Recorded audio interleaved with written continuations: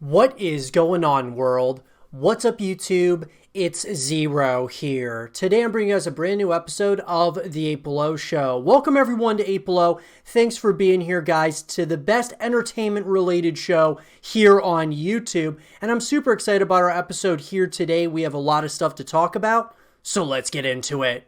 I wanted to start the show today talking about Destiny, guys, and the future of this franchise, which we've already kind of talked a little bit about on the YouTube channel, but I wanted to talk about everything we know so far about Destiny 3 and how anticipated this game obviously is, but at the same time, it still could be quite a ways away. So let's talk about it.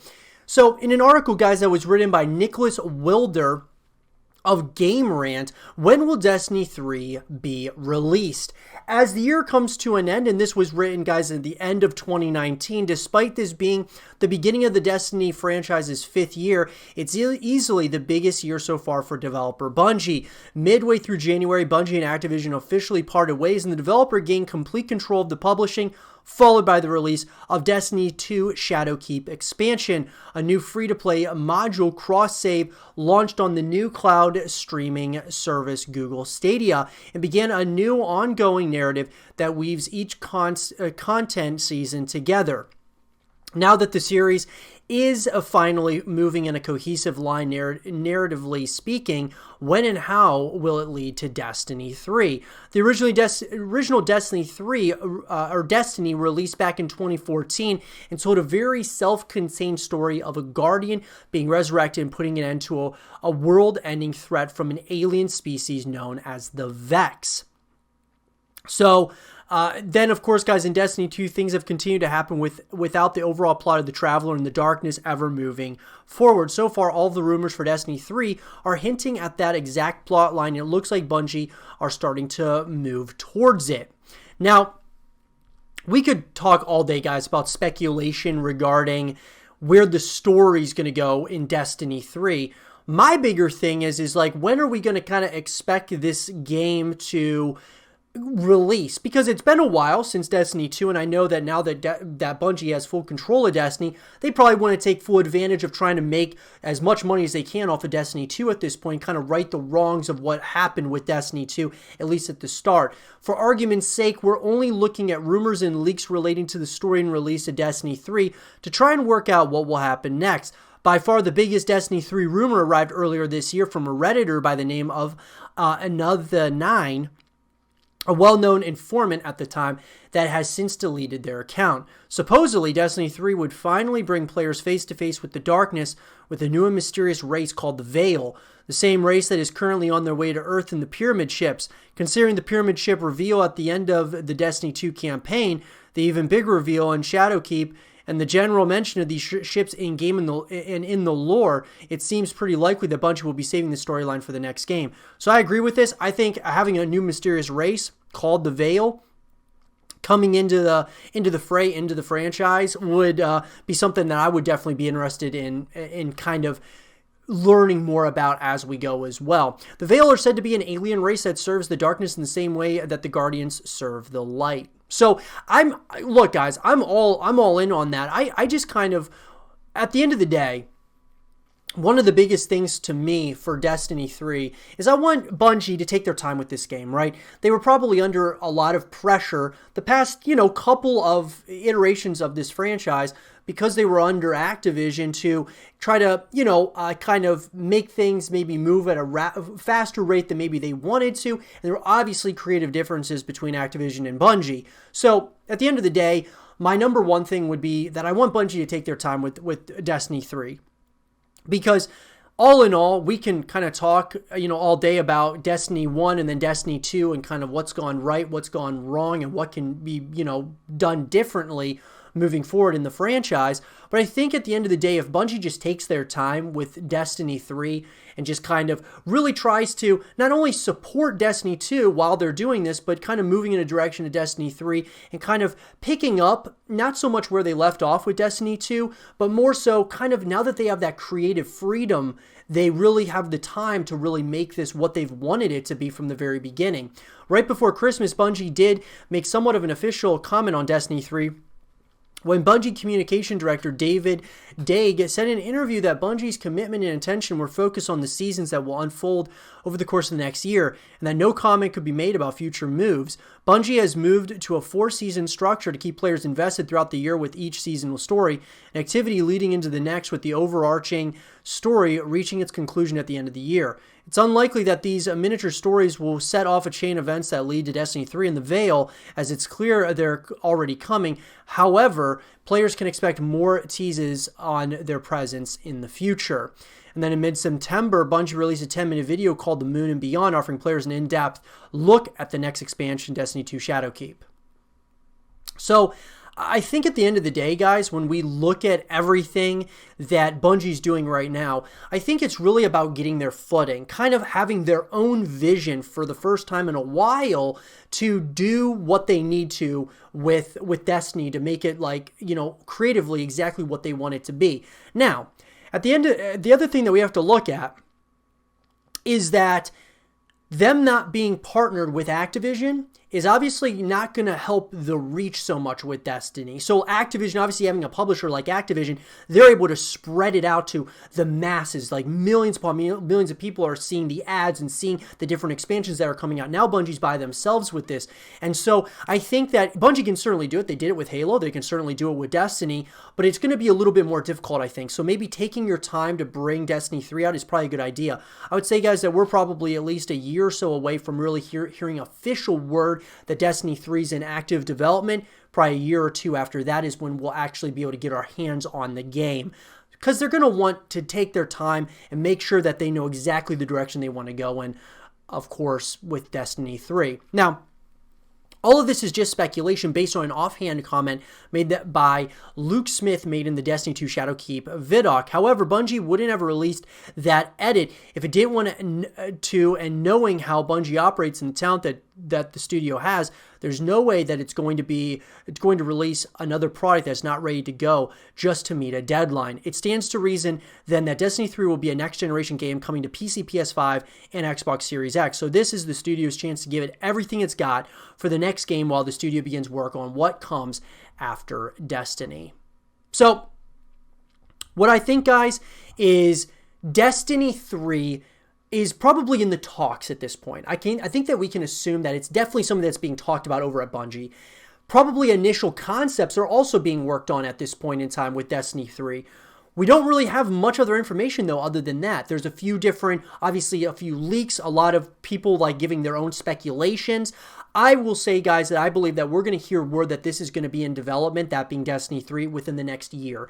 And then after that, probably a year or two after that is when we will actually see the release of this game. So it'll be on the next generation of consoles, which can really take advantage of the better, of better graphics and things of that nature.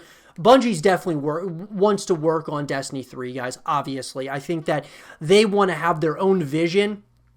And now that they do, Destiny 3 would, from the very beginning, be their baby, essentially, that they are, completely and utterly, like, raising and making this. Maybe Destiny 3 is one of those things where it's a 10-year plan, like they had said from the beginning with Destiny 2, and they've been saying this, that they wanted, like, this 10-year plan, and maybe with Destiny 3, it'll be that fresh start for them as a company that they can do a real 10-year kind of vision, essentially, for the franchise. But with that being said, guys, it's pretty much everything that we know so far. We know some things, but we know very little, really, at this point as to when the game is going to come out.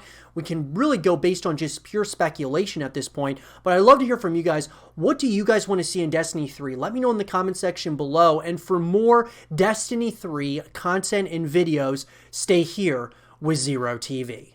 A video game series that has spanned all the way back to 1998, guys, is Thief. And this is a franchise that I've been vocal about at times, actually really more so off camera, because this is the first time that we've really talked about Thief on the YouTube channel, and I've wanted to, kind of talk about what happened to Thief and could there be a future here with this franchise, because for a franchise that has spanned all the way back to 1998, and we got our latest release in 2014, what could the franchise see in the future? Is there really any type of continuation that we can expect maybe on the next generation of consoles? And overall, what happened to Thief? So let's talk about it. So guys, this is a franchise, like I said, it dates back to 1998 with the first one coming out, Thief: The Dark Project.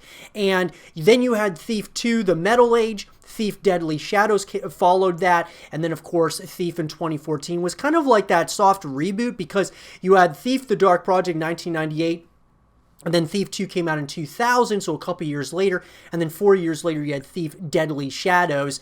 And then 10 years after that, so a whole decade between Deadly Shadows and Thief in 2014, that kind of soft reboot started. And so you had all these years kind of in between, 10 years between those two. And then after the 2014 release of Thief, we haven't seen anything ever since.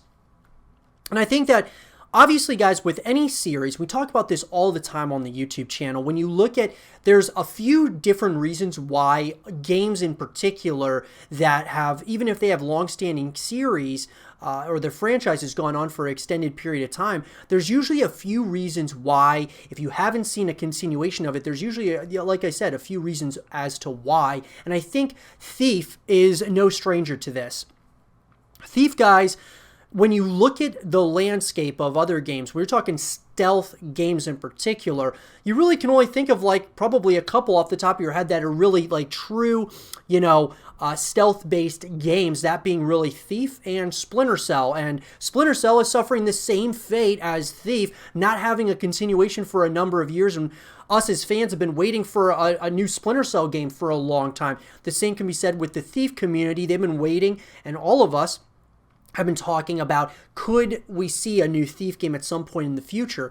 I think, guys, that there was a point in time where the stealth genre was very popular. It's similar to like the real-time strategy genre. It used to be very popular back in, the 2010s, and then, of course, we ended up over time, things kind of changed. It's kind of shifted from being, the RTS genre to the shooter genre to, stealth was kind of in there at certain points in the shooter genre, but then things became more all about shooters, not so much stealth anymore, and multiplayer experiences and things of that nature. So I think that, number one, at the end of the day, the biggest things that keep a series from coming back to life if there's problems at some point, usually the number one problem is money or copies sold. And what we know with Thief, guys, is that it didn't necessarily sell poorly, but it may not have sold as well as what the developers were expecting. And that also goes hand in hand with the reception of these games. You had basically, guys, between the first 3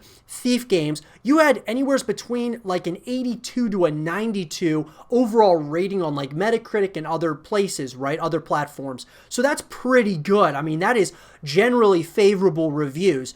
But then when Thief 2014 came out, we're talking pretty much, mid to high 60s. So that's not terrible. Obviously, it's above average, but not so much, not so much extremely positive. It wasn't overall. It was more of a mixed bag. And the same can be said with the sales. The sales, I think that part of the reason why Thief didn't sell as well as maybe the other games was because just how much time in between Thief: Deadly Shadows and then Thief 2014, there was 10 years in between there, and lots can happen in that time. And I think that they should have just kept on capitalizing on what they had going with Thief. But I think, guys, that number one were sales. Number 2 is the reception. Number 3 is just that the general landscape of people playing video games kind of are typically, things kind of go in cycles, or they're very cyclical. And so the stealth genre just kind of lost some popularity, similar to like the RTS genre or like the skateboarding genre or the music genre like Rock Band and Guitar Hero. Just some of these games, they have those peaks and those valleys. And I think that Thief also suffered from, being one of those games where it was primarily focused on a single-player narrative, similar to like Splinter Cell, where there wasn't really, co-op modes until later on in the series in Splinter Cell, for instance. And the same thing can be said with multiplayer, not really exploring the multiplayer aspects, which is what everybody wanted. So I think that Thief may have definitely there's a potential that it suffered from those same fates.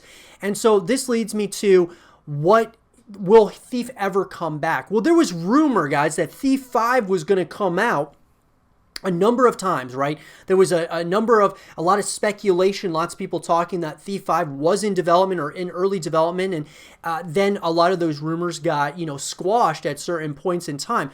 The fact of the matter, though, is that Thief 5 and Thief just in general has been in the minds and talks of some developers out there. So is this a potential series that could return? I do believe so. I think that it could really do well on the Xbox Series X as well as the PS5 with the new graphics.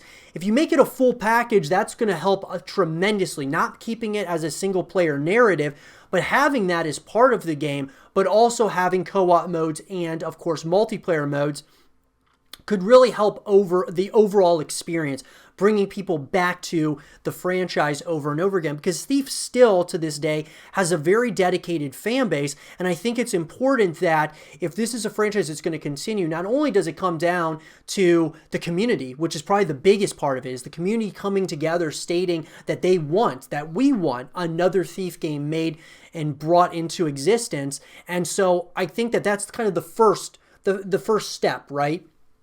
Then it's going to be the developers and the publishers looking at these things and seeing if it's really something that's going to be feasible and what they can do to bring the series back, because this was becoming a staple in gaming. I mean, guys, we're talking dating back to 1998. That's a number of years now that a franchise has been going on for. So I think it's important that this is a franchise that does coexist with other games, especially stealth games. I mean, it definitely deserves to coexist with like Splinter Cell, and Splinter Cell is another one that deserves to come back, and I think it will at some point. And there's a belief, I think, that Thief will come back. But I think really what happened, guys, was Thief 2014 happened, and it just didn't meet the expectations of the developers, the publishers, and even fans alike. But let me know what you guys think in the comment section below. Would you guys want to see Thief 5 come out at some point or another? Do you think this series should just stay? Do you think that we should just kind of be accepting what we have at this point and the series shouldn't continue? Let me know what you guys think. And for more Thief content and videos, stay here with Zero TV. A movie franchise that is starting to become somewhat of a staple in the movie industry, and I think this could become a very big franchise, is Kingsman, guys. This is a franchise that has now, seen 2 movies up to this point, and we have a third one that's going to be coming out in the form of The Kingsmen, and I am extremely excited about this movie. Now, there are some things I'm excited about with it. There's other things that I'm kind of skeptical that it's going to be as good as the other ones, but let's get into everything that we know so far about the movie. So in an article, guys, that was written by Samuel Perrone of Screen Rant, later this year, the third installment of the Kingsman franchise will be released. Titled The Kingsmen, Matthew Vaughn once again writes and directs the story of this British intelligence agency. His 2 previous movies, Kingsman: The Secret Service and Kingsman: The Golden Circle, combined made nearly $900 million in the United States, so much is expected from the third of this series. Guys, like I said, this is starting to become a staple in the movie industry. I mean, when we're talking a series that has 2 movies up to this point and has made almost $1 billion combined, that's pretty big. Few action movie experiences have come close to the thrill that was delivered during the first movie. The second movie was, in a word, fine, but not as exciting as the first one. Hopefully, The Kingsmen can capture the same spark as the first movie. Now, here's some things that we know, guys, about this upcoming movie. Number 1 is that it's a prequel. It is apparent from the trailer that this movie will not follow up to the previous 2. The first movie introduced audiences to the secret organization. The second one shows them saving the day abroad. The third movie appears to be a combination of both. All signs point to an origin story that pits them against evil forces. Now, what I'll say about that is I think that could be a real hit or miss, because you're going to have different actors and actresses to an extent because it's a prequel.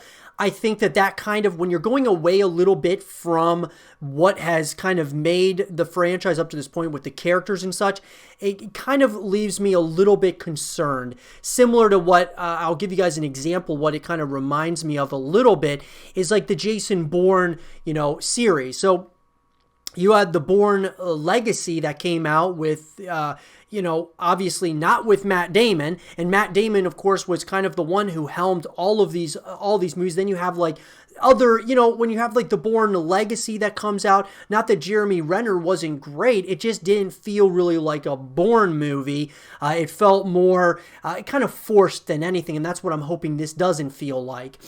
An American counterpart is another thing that we want to see. One of the cool parts about Kingsman: The Golden Circle was the introduction of an American spy organization called the Statesmen. Together, the two organizations saved the day. It would be a nice addition to this movie if they did the same thing. A World War I era American spy organization would add more context for the time period the movie is set in. I can agree with that.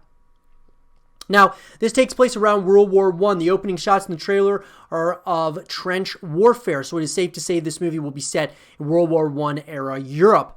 A war-torn setting always provides a versatile backdrop for action and storytelling. It would be interesting to see if Vaughn casts his own version of history or just uses the time period as part of the setting. So yeah, that'll be. I think it should be. I think it should be pretty great as far as the setting is concerned.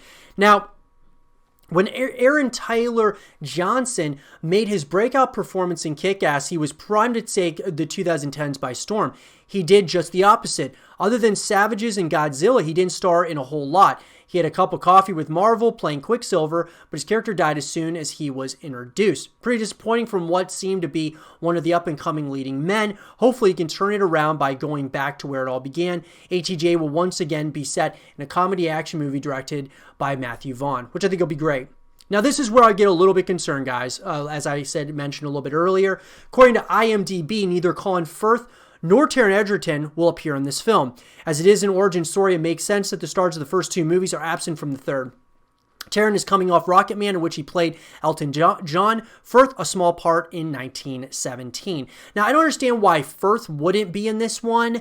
I understand Edgerton, but I think Firth would be, it would be nice to see him in this movie. But that's where I get a little bit concerned, because Edgerton and Firth are such good actors that it kind of makes me a little bit concerned about where this movie and how well this movie is gonna feel, because we've gotten used to Firth and Edgerton.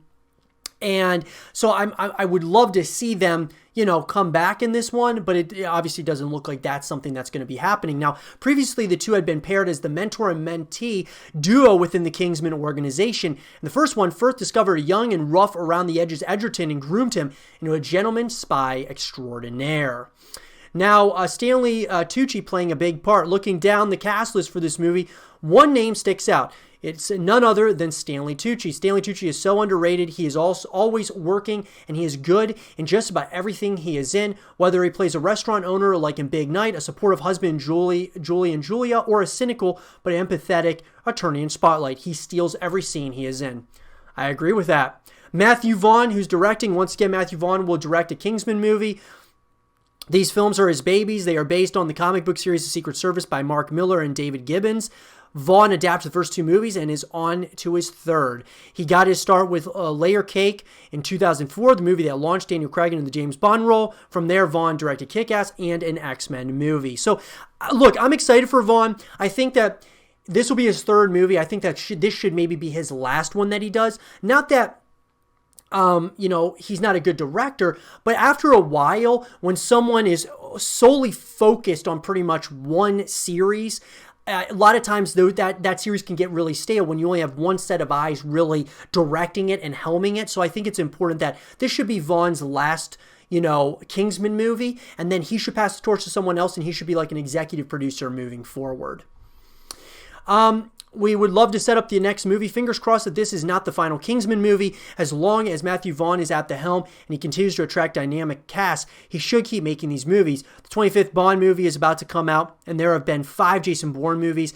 That should at least guarantee us 2 more Secret Service movies following this one. So I think that absolutely this is a franchise I think that's going to continue for a while. It's so good, and it does remind you a little bit of Jason Bourne, reminds you a little bit of James Bond. I think that it would be great to see this as a staple, like a staple franchise that continues. I don't believe that Matthew Vaughn should direct these movies after, of course, after The Kingsman. I think that he's kind of setting up the franchise for like a direction, right? He did the first two films, then he's going back in time, kind of setting up the time periods and setting up the origins of The Kingsman, and then I think it's time for him to pass the torch, like I said, to someone else.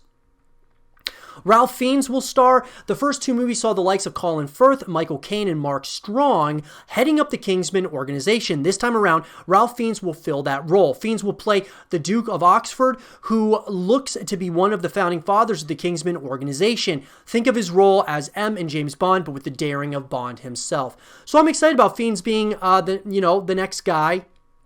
Like I said, it still concerns me about not having, Colin Firth, Taron Egerton, but at the same time, we got to give it a chance because it could be absolutely amazing. We won't know until the movie comes out. What we've seen so far, though, I'm pretty excited about it. Kingsman: The Secret Service included one of the modern iconic action sequences in movie history. Colin Firth, overcame by adrenaline and rage, takes on the entirety of a hate group, all of whom are also juiced on adrenaline. What ensues is all time. Throughout the scene, Freebird by Lynyrd Skynyrd plays in the background and perfectly complements the violent mayhem. None of the action sequences in the second movie were anywhere near as exciting as that one scene from the first one. A memorable scene can make or break a movie. If it is good, it can take a movie up a level, and if the opposite, the inverse. Hopefully Vaughn gives us another action sequence for the ages, and I agree, but I also think the reason why that scene is so all-time is because just kind of what happened in it with Colin Firth, after, fighting it out. I'm not going to do any spoilers right now. If you haven't seen the movie, guys, you definitely should see these movies. I mean, they're incredible. But I think what really made that scene so good was what happened at the end of that scene. So at the end of the day, it's hard to kind of do those kind of like wow moments and shocking moments in movies at times, especially because when it has to deal with the main character. So nonetheless, guys, I'm very excited about The Kingsman. I think this is going to be a great origin story for the franchise. Part of me feels like they should have made 3 Kingsman movies before they did kind of like one movie, like a trilogy that kind of is going in a specific direction. And then they should have done a prequel a little bit later. But doing one now, I mean, I'm not going to complain, especially if it's really good. But let's just say it doesn't hit on every level that we're hoping. And Matthew Vaughn ends up kind of steering kind of taking this in a direction that we're not really excited about. I just hope that doesn't ruin the franchise as a whole.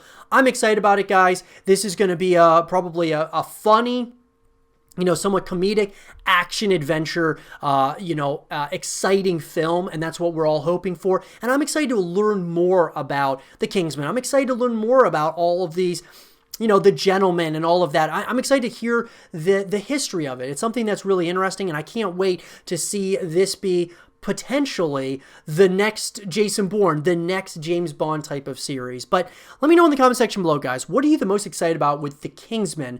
This is basically everything that we know so far about the movie. What are the things that you wish were going to be coming in it? What are the things that you're hoping to get out of this movie? Let me know in the comment section below. And for more The Kingsman content and videos, stay here with Zero TV. And with that being said, everyone, I hope you guys did enjoy this episode of The 8 Below Show. And if you guys did, leave a thumbs up, subscribe if you're new, stay positive, and as always, I'll talk to you guys all in the next one. Peace.